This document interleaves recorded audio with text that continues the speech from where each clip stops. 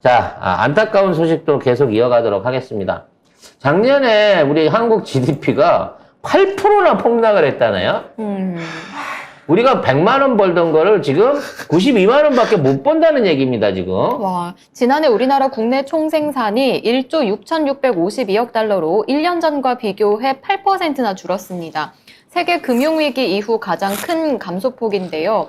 경제 규모 순위도 2021년 세계 11위에서 지난해 13위로 2단계나 하락을 했는데 2020년엔 10위권까지 진입을 했거든요. 그런데 9년 전 수준으로 되돌아갔습니다. 그때 그 코로나 한참일 때는 우리가 이탈리아도 따라잡고 7위라 그랬어요. 그런데 지금 13위로 밀리고 있는데 단순하게 밀린 게 1, 2천만 불 갖고 밀린 게 아니고요. 8%나 떨어져서 8%. 여러분 9년 전 수준이래. 8%면요. 우리 임금 상승률을 따지면 10년? 거의 한 10년 동안 임금이 올라야 될 그만큼의 상승폭을 와. 1년 만에 다 털어먹었다는 거예요. 이놈의 정권이 그 어려운 일을 해냈네. 이 정도는 IMF 때나 가능했었을 만한. 그럼 이 정도 되면 사실 그 문재인 정부 때 기레기들 미쳐 날뛰던 거 생각하면 지금 미쳐 날뛰어야 되는 거 경제 아니에요? 폭망이라고 난리 나야 되는 거 아니에요? 뭐 수출이 줄고 뭐 무역 적자가 나고 그거는 뭐 일부 그럴 수 있다고 생각해요. 네. 왜냐면 이거는 이제 수출 대기업들의 문제이기 때문에 이런 상황 안에서 내수, 그러니까 나름대로의 내수 진작이 있었다 그러면 이렇게까지 꼬라박진 않았을 거예요. 근데 수출 증가율보다 더 많이 국내 GDP가 떨어진 이유는 국내 안에서의 경제 활동이 그만큼 위축돼 가고 있다는 거고 실질 소득, 실질 임금이 어마어마하게 줄었다는 얘기입니다. 여러분 지금 받고 계신 월급에서 10%, 8% 드러내면 생활 가능할 것 같으세요? 근데 물가는 점점 오르고 있지. 올랐어요, 물가는. 많이 세금도 올랐어요. 점점 많이 늘어나고 있지. 그래 지금 조만간 싱글세 나오면 니들 다 죽었잖아 이제. 그거 탈출하려고 지금 올해 안에 2명이나 탈출하려고 싱글세 이거 그런 시도를 하고 있는 그런 간악한 영리한 직원들이 저희 회사에 있습니다. 여러분. 싱글세 탈출하면 뭐예요? 자녀가 없으면 또 세금 매길 건데. 자기 안 넣는다고 또 세금 내게 하려나? 대신 부모님한테 1억 5천씩 증여받을 수 있잖아 이게. 아니, 중요한 부모님이 1억 5천을 줄 수 있는 능력이 있는 게 전제가 돼야죠. 아니 부모님이 그럼 종부세 내던 집 팔아갖고 1억 5천 주면 되잖아. 부모님이 종부세를 못 내시. 아니 그럼 지금까지 집도 하나 안 사고 땅도 하나 안 사놓고 도로도 못 틀고 뭐 했대 부모님은? 부모님이 반사. 잘못했네. 어? 그거 안 하고 뭐 했대? 나는 옛날에 했었어. 헐. 하여튼 이렇게 나 옛날 기획부동산도 했던 사람이야. 네. 어디 내놓기 정말 범죄의 부끄럽네요. 자백인가요? 아니 그게 왜 범죄야? 그 당시만 해도 정당한 사업이었는데. 그 당시만 해도? 네.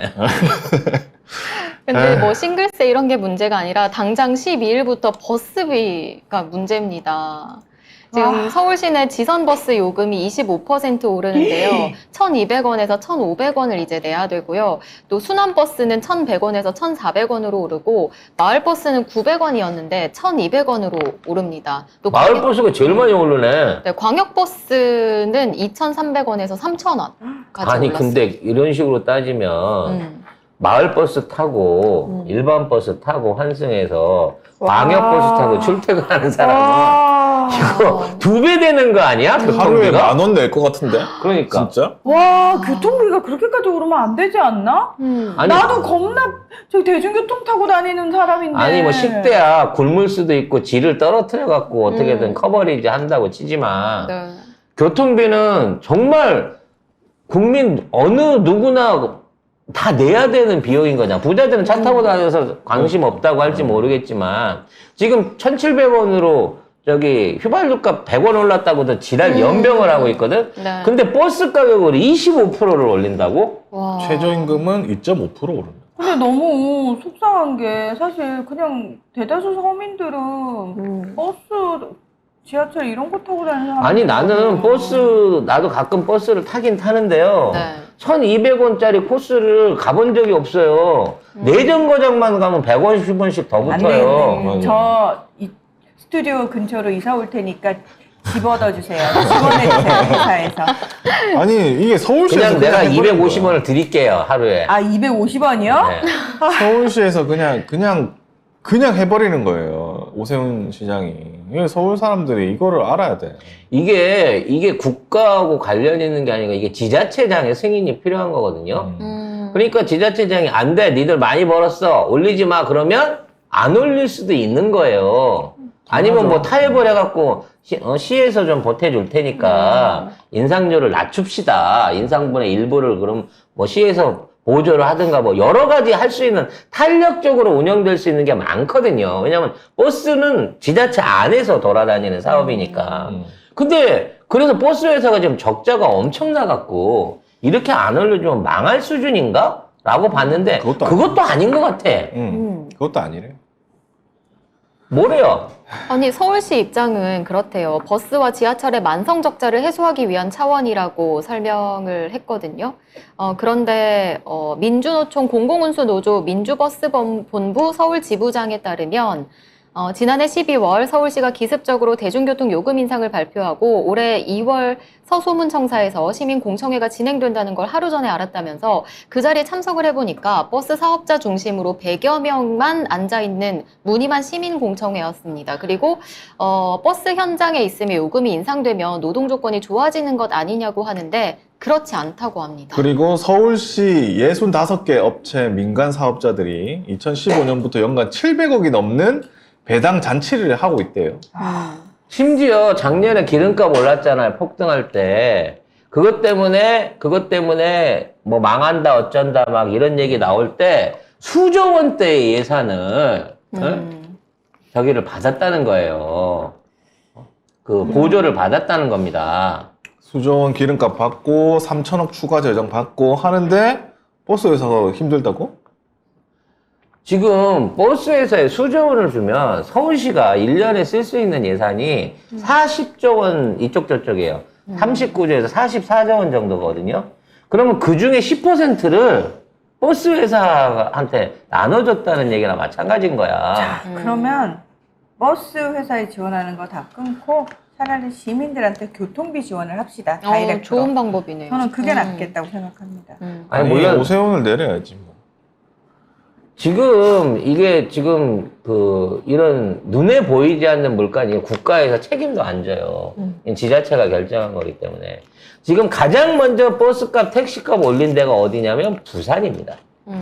그래서 부산 같은 경우에 뭐 모르겠어요. 그 오른 것 때문에 그 기사님들의 생활이 바뀌어지거나 뭐 버스 이용의 서비스나 택시 이용의 서비스가 달라졌다? 하나도 안 달라졌어요. 그러니까 진짜 저는 만약에 거기 버스 회사의 노동자들의 어떤 노동 환경이 개선이 됐다. 내 말이 그러면 인정. 근데 그게 아니라는 거예요, 문제는. 버스 요금 25% 올렸으면 최소한 노동자들 인건비 5% 이상 올려주고 그걸로 해가지고 처우 개선이 조금이라도 될 수 있었다라고 하는 조금 낙수 효과가 있다 그러면 뭐 우리 식구들도 우리 친구들도 버스 다 이용하고 시민들의 필요한 거니까 그럴 수 있겠다라고 생각하는데 대주주들만 이걸로 갖고 배당잔치 벌리고 있다잖아요. 지금 부산 일반 버스 성인이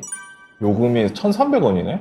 부산이 더 비싸다니까. 서울보다 비싸네. 와. 그러니까 물론 이틀 뒤면 이제 서울이 1,500원이 되겠죠. 서울이 역전을 하게 되겠지만 뭐 둘이 경쟁하는 거야? 네?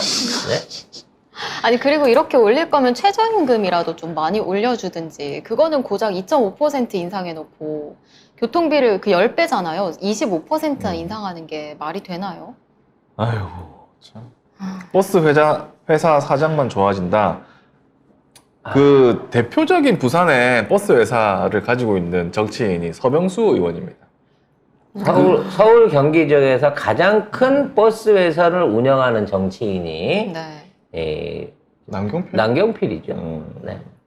그래서 버스 전용차로 막 부산의 그 좁은 길에 만들고 해서 그때는 사람들이 다 열받아가지고 오고돈 찍었는데 아무튼 그 버스 회사 자체를 그렇게 가지고 있기 때문에 지방이 다 가지고 있거든요. 서병수 의원 자체가.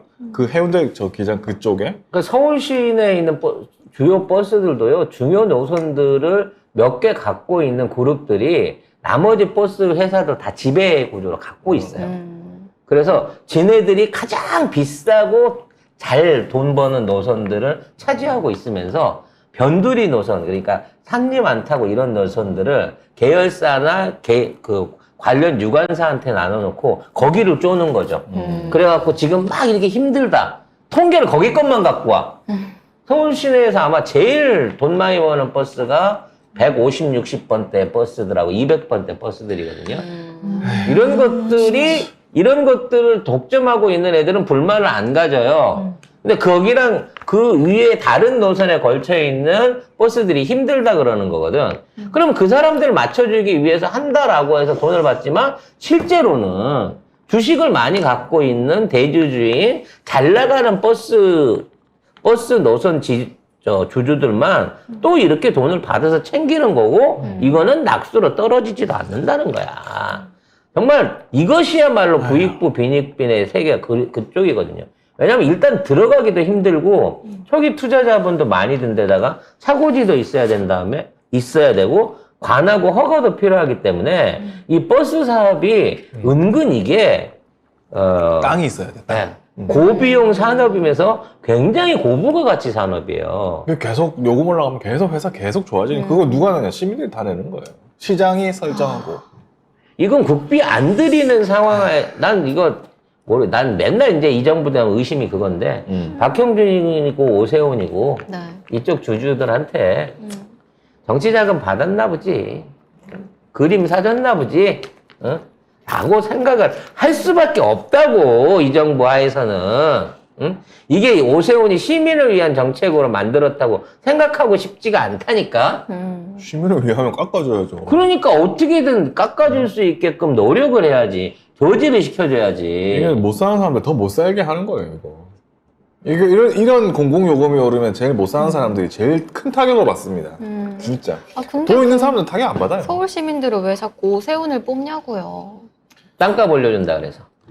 근데 중요한 서울에 건 누가 땅 가진 사람 몇 명이나 돼요? 나 물어보고 싶어요. 땅 왜 종부세 있어요? 걱정하잖아. 근데 더 아니, 중요한 종부세를 건 걱정하고 있어. 이 버스 노선 인상이 사실은 상반기 때 진행이 되다가 그때는 윤석열이가 끼어들었어요. 한참 그때 이제 막 그 윤석열 정부 관련해서 물가가 높아진다고 경제 어렵다고 비난 여론 높을 때 그때 이제 가스비 막 오를 때 그때였어. 근데 가스비 유류 인상 때문에 이것도 올려야 된다 뭐라고 했을 때는 정부에서 막아갖고 올리지 마 그러고 하반기로 밀었거든요. 네. 근데 이제 지금 있는 상황에서 윤석열이 개입한다고 치면 올리지 마 그럼 또 못 올려요. 눈치 봐야 되니까. 근데 지금은 올리는 거 보면 오세훈이도 만만한 것 같아, 이제. 이제 용산대가 만만해진 거야, 이제는. 그래서 저지도 안 당할 뿐더러 이렇게 인상폭을 정말 이거는 너무 치명적 아니에요? 25%라 그러면? 그냥 막 올린 거죠. 뭐. 아니 인건비를 25%씩 올려줘봐. 진짜. 너무 그래도- 좋겠다. 그래도 모자랄 판에. 인건비를 25% 올리면 너무 좋은데? 그러니까 결국에 너무 이거 좋다고요. 뭐 알아? 다 좋아하더라. 공청회도 아까 말씀드렸다시피 공청회도 가보니까 버스 사업자들만 앉아가지고 있고 이 민주노총 이 차 지부장이 가니까 개 끌리듯이 끌려 나왔다고 하는. 공청회도 그냥 짜고 친 고스톱이었던 거예요. 서울시가. 이런 식으로 서울시가 돌아가고 있습니다. 그냥 한심한 상황인 거고요. 이거는 오세훈이 잘못한 거고 윤석열이 방조한 거다라는 정도 생각해야 될 거고요.